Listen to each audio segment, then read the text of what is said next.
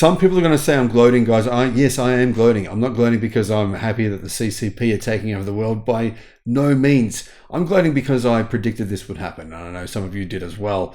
I certainly wasn't alone in this prediction. But when I started this channel 4 years ago, well, to me, I thought it was inevitable that this would happen. Cars in China. The Chinese car market has gone ballistic. EV sales there within the last 2 weeks, but not just within the last 2 weeks, within the last few months, but in particular within the last month. Electric car sales, NEV sales, a combination of plug-in hybrids and EVs, they've skyrocketed.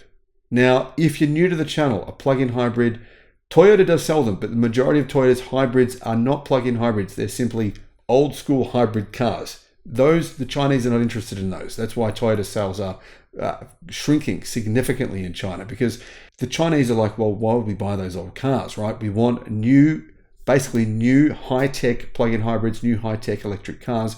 Toyota doesn't really make those. To be honest, if they did, they wouldn't be using BYD's technology for their future plug-in hybrids in 2026, would they? But the Chinese car market, it's just transformed, literally overnight. We're looking at 55% market penetration. The Chinese government predicted this would happen in 2028. It's happening 4 years early, 55%. But last week, right, 2 weeks ago, that number was at 51%. About a month before that, that number was at 46%. But about 3 months before that number was at about 39%. The Chinese EV market has just completely changed within the space of only a few months' time. This is the quickest disruption of the automotive industry we have ever seen.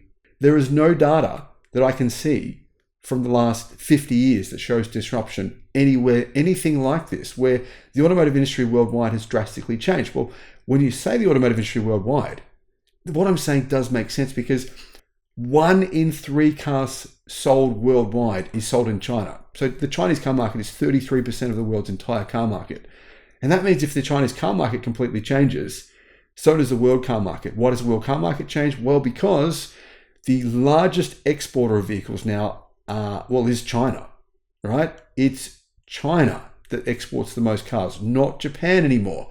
That means if you combine the Chinese car market with Chinese exports, that makes up, well, nearly 50% of all cars sold worldwide.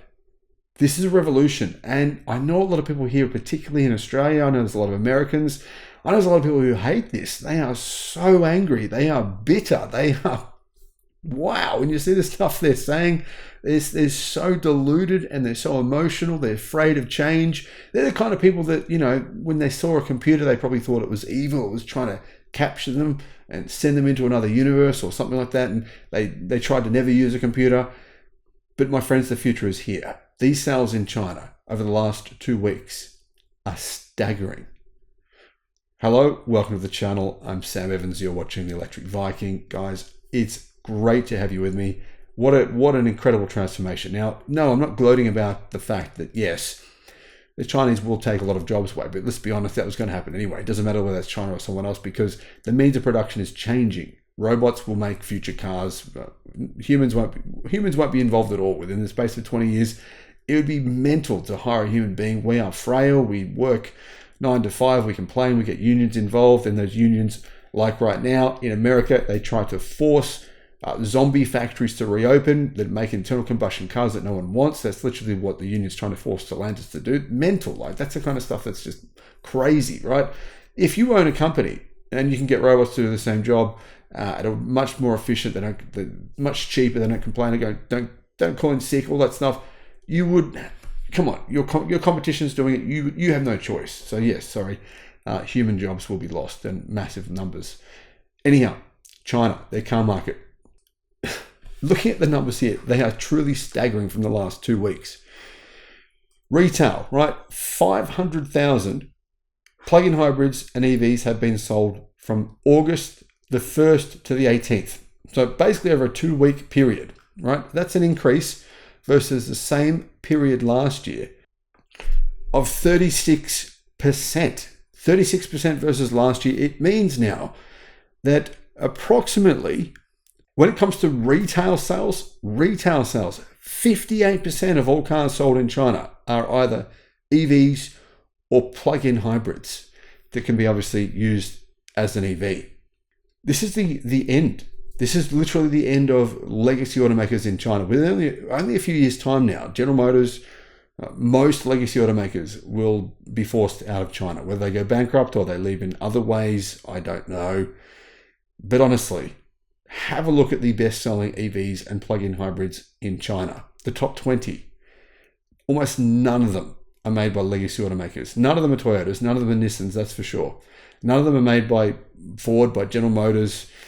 I believe, guys, that the Volkswagen ID3 is the only legacy automaker built car in the top 20 for EVs and plug-in hybrids. And as you can see, the market is completely changing. It's becoming EVs and plug-in hybrids only. By the end of this year, we could be hitting, I thought by the end of this year it would be 60%, but I think now it's on track for potentially 70%.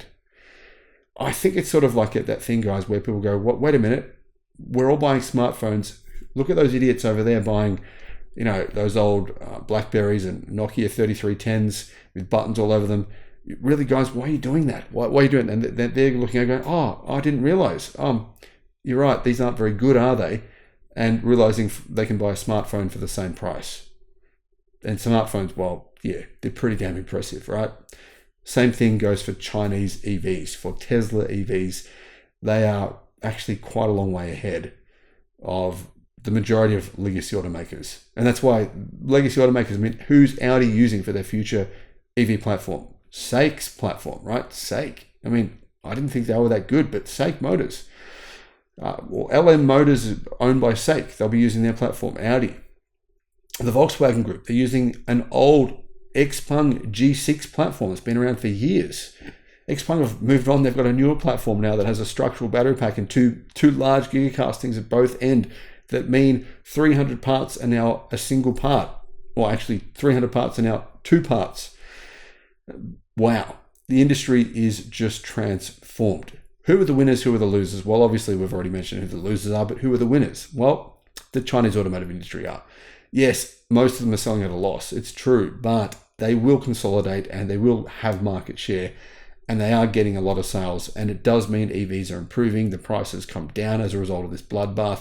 It means consumers are getting a better product for the price. So consumers win from this. They do. If you feel like you don't, the truth is, you do. You do win from this. You get a better product at a lower price. Americans, you don't because, well, you've blocked China. But everyone else does. You get better batteries. You get better software, better technology.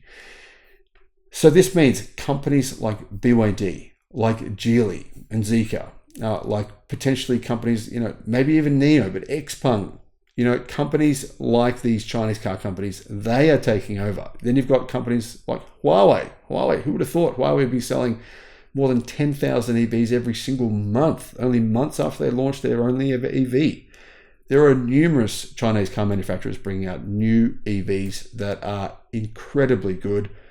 And this is the future of the automotive industry. Whether we like it or not, we can fight it. You can send angry emails to the Electric Viking telling him you shouldn't be talking about Chinese EVs and how you're going to, some kind of vengeance will meet him in the next life if he continues to do this. You can do that. You can fight the inevitable, or you can work out how you can profit from it.